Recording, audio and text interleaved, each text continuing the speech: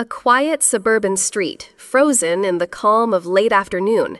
The air is golden, heavy with the scent of freshly cut grass. Children's bikes rest against white picket fences, their wheels catching the last rays of the sun. A dog sleeps lazily on a porch, tail twitching with dreams. From somewhere far beyond the rooftops, a faint pulsing thump begins to rise. It blends with the hum of cicadas, at first almost unnoticeable.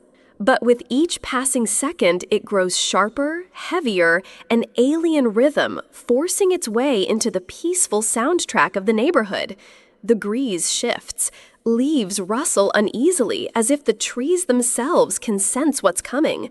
Wind chimes swing violently, their gentle tones breaking into chaotic clatters.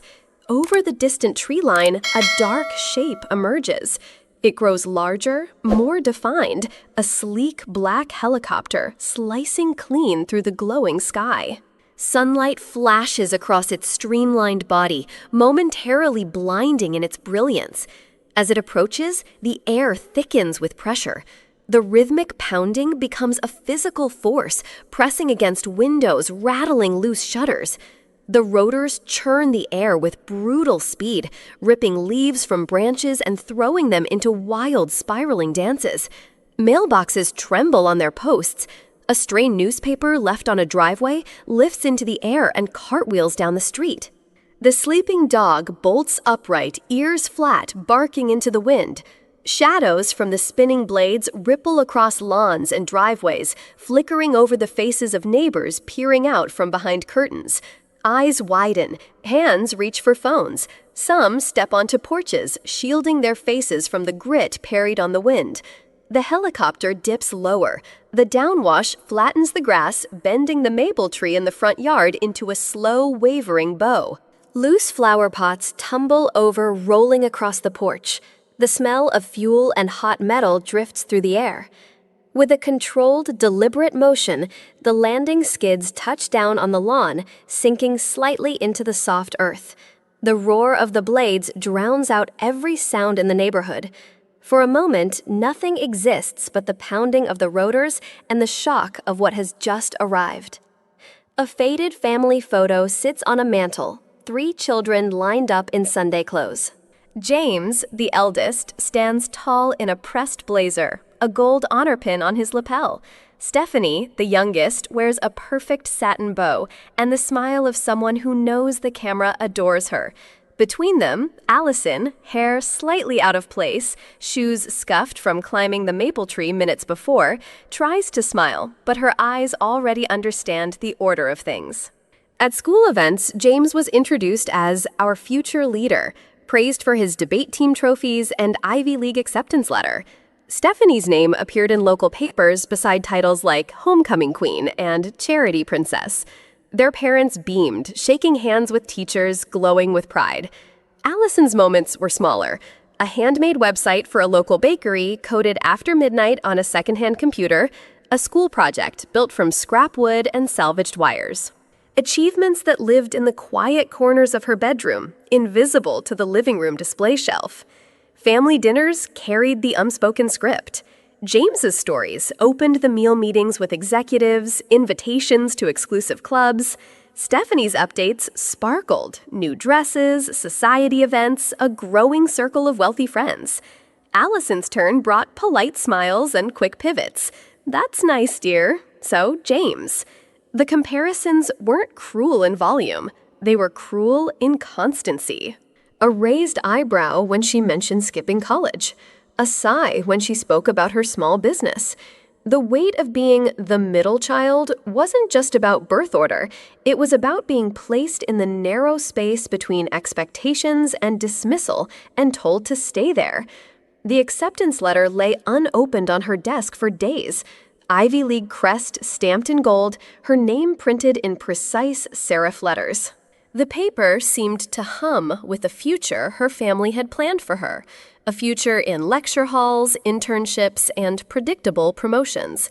Instead, Allison slid it into the drawer and locked it. On the table beside it sat another envelope, her own, a rough business plan printed on cheap paper, coffee stains marking the corners. A small logo sketched in pencil, a seedling breaking through soil. "You will regret this decision for the rest of your life." Her mother's hand fluttered toward her, then dropped back to her lap. James began listing all the statistics about failed startups. Stephanie reminded her how people like us needed degrees to be taken seriously. Allison listened, the voices swirling like a storm she couldn't stop. But underneath the noise, something solid formed. She saw the small apartment she would rent, the second-hand computer she would rebuild piece by piece. The long nights and longer odds. When dinner ended, she packed a single suitcase, $200 in her wallet, a bus ticket to the city. She didn't look back when the house disappeared in the rearview mirror. The bus hissed to a stop, brakes releasing a cloud of cold air into the night. Allison stepped down onto cracked pavement, the neon buzz of a corner liquor store her only welcome. The city smelled of exhaust, damp concrete, and something fried 3 streets over. $200 in her pocket. A backpack slung over one shoulder, holding everything she owned worth carrying. She walked past shuttered storefronts, their metal grates tagged with paint, toward the address scribbled on a scrap of paper. The room she found wasn't much. A mattress on the floor, springs pressing through the thin fabric, a single bulb hanging from a cord, casting light the color of weak tea. The radiator hissed unevenly, coughing warm air that smelled faintly of rust. Days bled into nights without a line between them. 18 hours in front of a second-hand computer, keys worn smooth by someone else's hands. Code scrolled past her eyes until letters and numbers became the same thing. Dinner came from crumpled packets of instant noodles, steam curling up in the dim light. The hum of the old mini-fridge filled the silence between the clack of keys. Some nights, she fell asleep in the chair, forehead pressed to her arm, waking to the ache in her spine and the soft, accusing light of dawn. Outside the city moved fast, subway doors slamming, sirens stretching down the avenue. Inside her world was no bigger than a desk, a screen, and the fragile idea that maybe, just maybe, this would work. The first collapse came quietly. One email from her biggest client, just a few lines long. Budget cuts, terminating contract, effective immediately. She stared at the screen until the words blurred, the cursor blinking like it was impatient for her to move on. By the end of the month, rent was late, and her savings had drained to nothing but coins in a jar. The second was louder. A new project promising enough to pull her from the edge imploded overnight when a promised investment vanished. She'd signed a lease on a tiny office 2 weeks before. Now the desk sat in the dark, papers curling at the edges from the damp air, while she sat at home calculating which bill to ignore first. Both times she told herself it was temporary. Both times she sold off what she could, an old camera, the wristwatch she'd worn since high school to keep the lights on. But the silence from her family wasn't really silence. It came in the form of group texts she wasn't part of. In the polite pauses over the phone before someone said, "Have you thought about just getting a real job?" At family dinners, the jokes cut sharper than the knives beside their plates. "Still playing businesswoman? How's that little hobby of yours?" They laughed easily, like they hadn't just drawn blood. Allison smiled back the way you smile when you can't afford to let them see you bleed. The idea came at 2:14 a.m., while rain tapped impatiently against the narrow window above her desk. Lines of code filled the screen, half of them wrong, all of them stubborn. But somewhere in the mess, a pattern started to emerge. She leaned closer, her fingers hovering over the keyboard, heart sinking to the rhythm of the blinking cursor. It wasn't glamorous, no flash of genius under stage lights, just a late-night discovery that small businesses were locking their doors at night but leaving their digital front doors wide open, passwords written on sticky notes. 2 weeks later, the owner called in tears, not from a breach, but from relief. "I sleep at night now," she said. For the first time in years, Allison let herself imagine something more than survival. She saw the outline of a future that didn't collapse with one bad month, a future she could build with her own hands, brick by invisible brick. It started with one bakery. Then came a small law firm, a boutique hotel, a dentist's office. Word traveled fast, not through billboards or flashy ads, but through whispered recommendations over coffee counters and conference tables. The numbers climbed faster than she could update her spreadsheets. 100 clients became 500. 500 became 2,000. Each new contract felt like another brick in a fortress she'd once only dreamed of building. Her tiny rented office expanded into an entire floor with glass walls that caught the morning light. She hired her first employees, then a team, then entire departments. The hum of servers blended with the steady buzz of phones, a symphony of momentum. By the time the company valuation hit $50 million, Allison had already made the decision. She sold the majority stake to a tech conglomerate, the ink drying on a deal that guaranteed her both financial freedom and the power to keep steering the ship. She still sat at the head of the conference table, still signed off on every major decision, but now without the constant fear of the floor collapsing beneath her. The day the deal closed, she walked out of the building into a drizzle. No champagne toast, no fireworks, just the quiet satisfaction of someone who had clawed her way from the shadows to the skyline. Wealth had a way of attracting hands that pulled, grabbed, demanded. Allison had seen it happen to others' friends whose success turned them into walking wallets, whose every family dinner became a negotiation. Freedom to her was not just about money. It was about choosing when to answer the phone, when to say yes, when to disappear for a week without explaining. So she hid in plain sight, drove the same dented hatchback she'd owned for years, wore jeans and sweaters so unremarkable they could vanish in a crowd, let people assume she was struggling. Being underestimated was a strange kind of shield. People spoke freely around her, showing their true selves. She could watch, listen, take mental notes, see who they were when they thought she had nothing to offer. It wasn't deception for the sake of revenge. It was self-preservation, a quiet rebellion against a world that measured worth by bank statements. The hatchback's paint had long lost its shine, a dull silver that matched the quiet streets she drove through every morning. Inside, the fabric seats were worn smooth. The radio sometimes crackled, but it still carried her where she needed to go. Her wardrobe was a small rotation of soft cotton shirts, faded jeans, and cardigans with a few loose threads. Clothes that never announced her arrival. Clothes that blended into grocery store aisles and neighborhood cafes.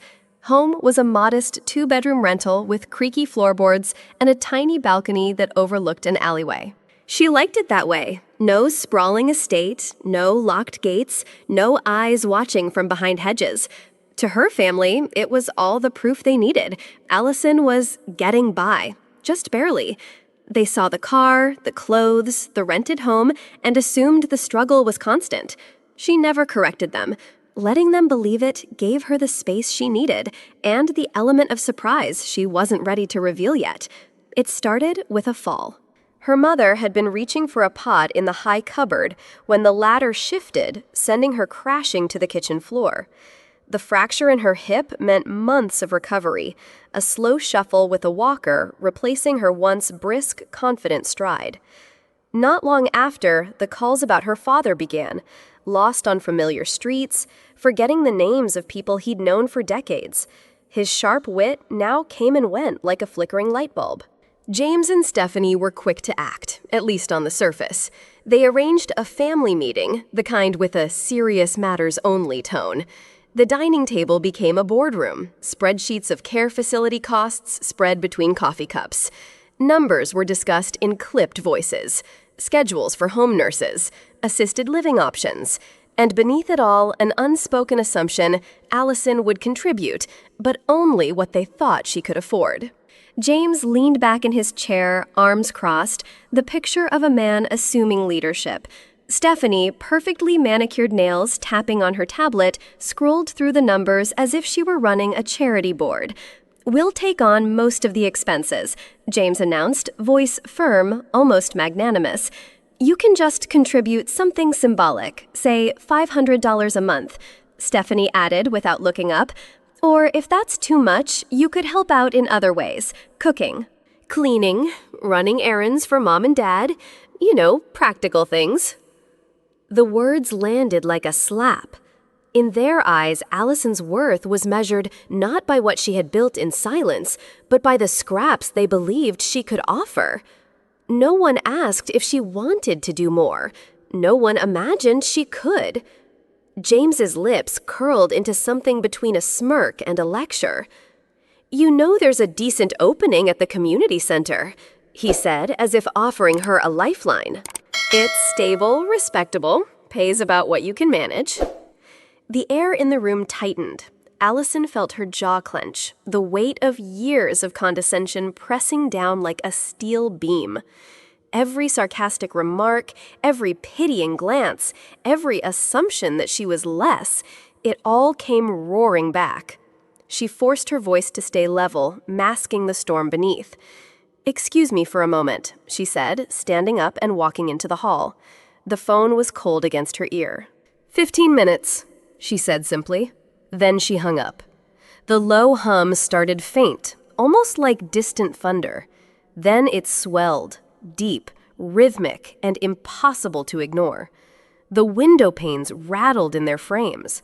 A glass of water trembled on the table, ripples dancing across its surface. James paused mid-sentence. Stephanie's eyes darted toward the window. The silverware clinked as the vibrations grew stronger, each thump of the rotor blades pressing against their chests like a drumbeat. A shadow passed overhead, blotting out the afternoon sun. The room felt smaller, tighter, as the sound became a roar. The sound was no longer just noise, it was a presence, a force pressing down on the house, rattling the picture frames on the wall, making the chandelier above the dining table sway ever so slightly. Outside, the lawn erupted into chaos. Fallen leaves spun wildly in the air like a golden green tornado. The neat stack of documents on the table near the open patio door lifted pages peeling away one by one, twisting and darting through the room before crashing against the far wall. Through the tall window, they saw it sleek and black, its glossy surface catching glints of sunlight between the spinning blades. It hovered for a heartbeat, the downwash flattening the grass in perfect circles before descending with slow, deliberate elegance. The air inside felt charged electric. Stephanie's hair whipped into her face. She clutched her scarf like a lifeline. James squinted against the glare, one hand raised to shield his eyes. His jaw locked, but trembling just slightly. Even the family dog, usually so fearless, backed away with a low, uncertain whine. The pounding rotor blades seemed to synchronize with their heartbeats. Thump, thump, thump, until the sound became all-encompassing. Then, almost impossibly gentle, the landing gear touched down. The vibrations softened, the roar began to fade, but the tension in the room did not. The rotor wash still danced in the air, a faint thrum lingering like the echo of a storm. The helicopter door opened with a metallic click. A polished black boot touched the grass first, then another. Allison stepped out, hair pulled back, coat tailored, her posture radiating a quiet, almost dangerous calm. James froze mid-step, his hand still hovering near the stack of papers he'd tried to hold down moments earlier. Stephanie's lips parted, but no sound came out. Allison walked toward them with unhurried steps, the kind of pace that draws every eye without demanding it. The soft crunch of her heels on the driveway cut through the fading hum of the blades. She stopped just a few feet away, her gaze sweeping over each sibling once slowly. Then she said it. "You were right." Her voice was calm, but the pause afterward made the air heavy. "I don't have a car." Another pause, this one deliberate, the corner of her mouth tilting up ever so slightly. "I have a helicopter." It wasn't loud, but it hit like a gunshot. Even the wind seemed to hesitate. The helicopter banked slightly, the late afternoon sun casting a golden glow over the rolling hills. Ahead, beyond a row of towering oaks, a wrought iron gate began to appear, its black bars curling into intricate designs flanked by stone pillars topped with lanterns. With a low hum, the gates slid open, revealing a private road lined with perfectly manicured hedges. The asphalt was smooth, glistening faintly, as if it had been washed just for this moment. Then it came into view. The mansion. Spread across 30 acres, its white stone facade caught the sunlight like polished marble. Rows of tall windows glinted in perfect symmetry. A sweeping driveway curved around a central fountain, its crystal water catching rainbow fragments in the air. To the right, a glass-walled office building, sleek and modern, stood as the operational heart of Allison's empire. To the left, a lake stretched wide, reflecting the mansion like a mirror. A private dock extended over the water, and at its end, a small luxury boat swayed gently. James leaned forward in his seat, trying to take it all in. Stephanie's hand clutched the edge of her chair, her nails digging into the leather. And Allison? She simply looked ahead, her expression unreadable, like this was just another Tuesday. They stepped out of the helicopter onto the marble driveway, the fountain's soft spray misting the warm air. James and Stephanie were still silent, their eyes darting between the mansion and Allison, as if waiting for someone to explain what was happening. Inside the grand foyer, sunlight poured through a skylight, illuminating a chandelier that looked like it belonged in a royal palace. Allison didn't pause for the awe. She led them straight into a study lined with mahogany shelves where a single leather-bound folder sat on the desk. She opened it. "This," she began, her voice steady, "is the company I built and sold for $50 million. She slid a document across the desk, a glossy valuation sheet, the numbers bold and undeniable. I kept a percentage of ownership and still hold the operating rights." Stephanie's lips parted, her breath caught. James shifted uncomfortably, his gaze fixed on the paper like it might burn him. "And this," Allison continued, opening a second folder, "is the Westbrook Foundation. I started it 3 years ago. It's a fund for elder care fully endowed, managed by a team of professionals." She looked directly at both of them. "Every cost for Mom and Dad's care, medical, housing, private nursing, has already been covered, forever." Her words hung in the air, heavy and final. For the first time in years, James and Stephanie had nothing to say. For a long, stretched moment, no one moved. James stood rigid, his jaw tight, his eyes fixed on the polished floor as though it might offer him an escape. His fingers curled into his palms, a habit Allison remembered from childhood. He only did that when his confidence cracked. Stephanie's cheeks burned crimson. She adjusted her silk scarf twice, then folded her arms as if she could shield herself from the truth that had just landed like a hammer. Across the room, their parents sat quietly on the leather sofa. Their father's gaze lingered on Allison with something new, something softer. Their mother's lips trembled, caught between a proud smile and the weight of regret. No one dared to speak first.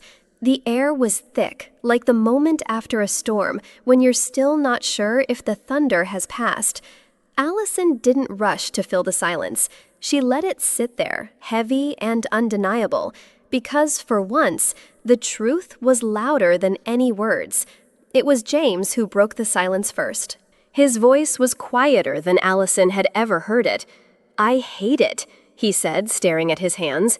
60% of my job, I can't stand it.